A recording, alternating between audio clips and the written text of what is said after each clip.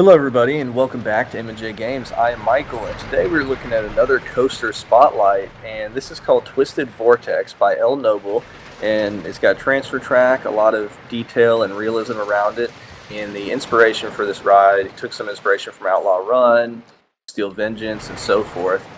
And I am joined today again by Moomin Littlesocks. So, Moomin, thank you so much for joining me on this short spotlight. You're very welcome. It's funny that this coaster is called Twisted Vortex, and you twisted my arm to be here today. Yeah, because I know you said coasters are not your expertise in this game, but the reason why I thought you'd enjoy looking at this is more about what all has been put around the coaster as well, right? Yeah. Just with the station building and the transfer track, and I love seeing people build like these individual kind of coaster builds with all the detail around it, because you don't have to worry about a counter, you don't have to worry about it being in a larger park, because I think this takes up about 30% on the counter. So what are your kind of initial kind of thoughts from what you've seen from the initial cinematics? I love the color scheme. I love the attention to detail. I love the realism. Yeah, I agree. I think it's using that kind of more colorful color on the station entrance area, or station, I can't speak, on the coaster station is something you normally don't see with these kind of wooden coasters, but I think it really adds a lot to it. Yeah, no, for sure. Yeah, and we're not walking around flip-cam mode on this one, or Tejicam on PC, but, I like using these pavement pieces as kind of curbs. I think that adds kind of a cool little look to it. Yeah, they're great. No, they clearly love some realism, much like me, with all these gates and backstage areas, so I'm always a big fan of that.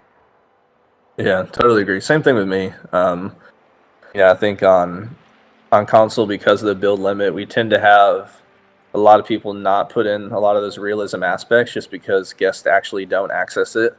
But I love seeing whenever I see something like this, just like I'm like, oh, I gotta take a look at this. And those twisting wheels are just awesome. Yeah, really nice touch. It kind of reminds me, which, by the way, I love these. I love the use of just these coaster support pillars here to kind of add that unique kind of art style to the cube. It makes it unique. I think it's always important with whatever build you're doing to add some kind of custom feature. Just have fun. It's creating art, isn't it? At the end of the day, and yeah, totally agree. On the entrance sign there with those kind of gears that we're turning, it kind of reminds me of Time Traveler at Silver Dollar City. They've got these on their entrance sign. They've got these gears that are turning. They've got kind of like a almost like a clock ticking. So it's kind of a cool little feature, kind of where the entrance sign is. And a really nice queue, nice detailed queue. A little bit of a cattle pen, but then you've also got the part in the beginning that's not. Then at the station here. So as we look at the stats here, vertical G-force, or lateral G-force is definitely a little bit higher. 4 inversions. Everything's in all green though, so it's always interesting, Moomin, when seeing, how people go about creating in this game is, are you trying to go for realism for your coaster? Are you trying to go for perfect stats? Like, are you trying to go for a mixture? Because sometimes realism doesn't necessarily equate to perfect stats, right? I would say more often than not, it doesn't. So yeah, it's so hard to get all green, or generally high stats. The game isn't designed to work that way, I don't believe. To get a smooth, perfect, realistic coaster that's green across the board is no easy feat. So, well done on that front. Yeah, agreed. And this is definitely, like the title of the video says, an intense RMC. This would not be for the faint of heart to ride this coaster. It's a little bit quick into that quick brake run there, but I think that's probably just or thrown in so that you can use the block section component of the features on the coaster, Yeah, sure. No, this is really nice. It is, as you said, it's intense, but it's good. It doesn't feel unrealistic, the speed. Yeah, for sure. The one thing that kind of bugs me with I mean, that one was maybe a little bit quick through that, but the thing Maybe. about, like, oh, sorry, go ahead. No, I was gonna say yeah. Maybe I spoke too soon. No, but overall, it's a really good coaster. Yeah. Is the pre-made zero G rolls in this game are so unrealistic with how kind of narrow they are, if that makes sense. Um, Hmm. and so, some of the pre-made pieces in this game, as I've gotten more knowledgeable about coasters and watched a lot of videos and watched other creators, I'm like, yeah, some of these just don't make sense how they're shaped. Hmm. You don't see that in real life, but overall, really, really like the coaster. I think you put it best where it is intense, but it's not intense in an unrealistic way. Yeah. And it's smooth, which is what we're Hmm. all. It's the important thing. Yeah, that's the goal, right? To get Yeah. a smooth coaster. Although that didn't look bad there, kind of when you're seeing from the watching it from the outside point of view. Hmm. Yeah, it's really nice. It feels very graceful, even though it's quick. Hmm. Yeah, these are. I mean, these are my favorite type of coasters. They are well. Okay, I take that back. B&M Hypers are my favorite. Hmm. These are just so much fun because they are smooth.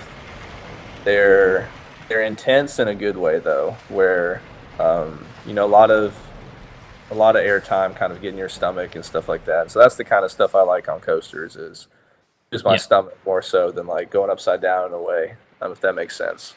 sure. But yeah, so as we kind of just kind of take a little bit more look at how the station was kind of built and put together, what are your overall thoughts? Yeah, really nice to see when you selected that it's all custom pieces, which is really Hmm. nice. It just it guarantees a unique build when you go in piece by piece. Yeah. Yeah, really nice. Yeah, and I think that's I think one little bit of advice there at the transfer track is you've got to leave.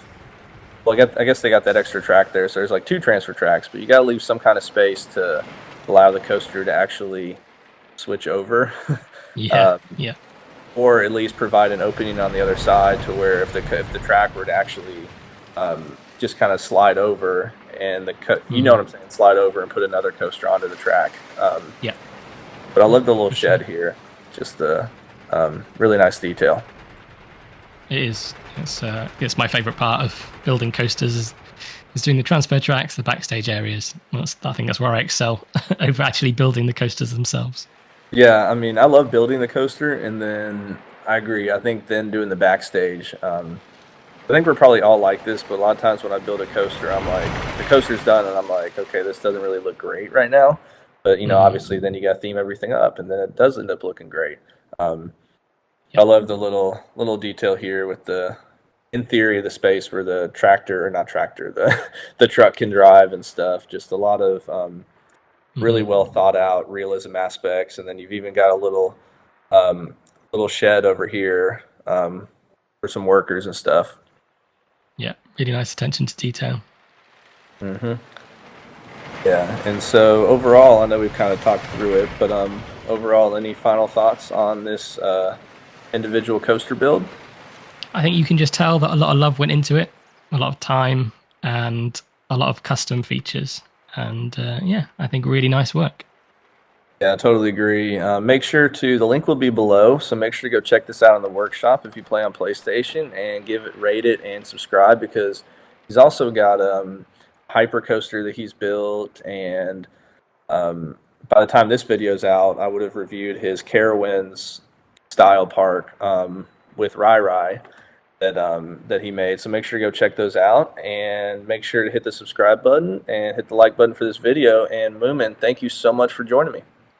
My pleasure. All right, everybody. Hope you have a wonderful rest of your day.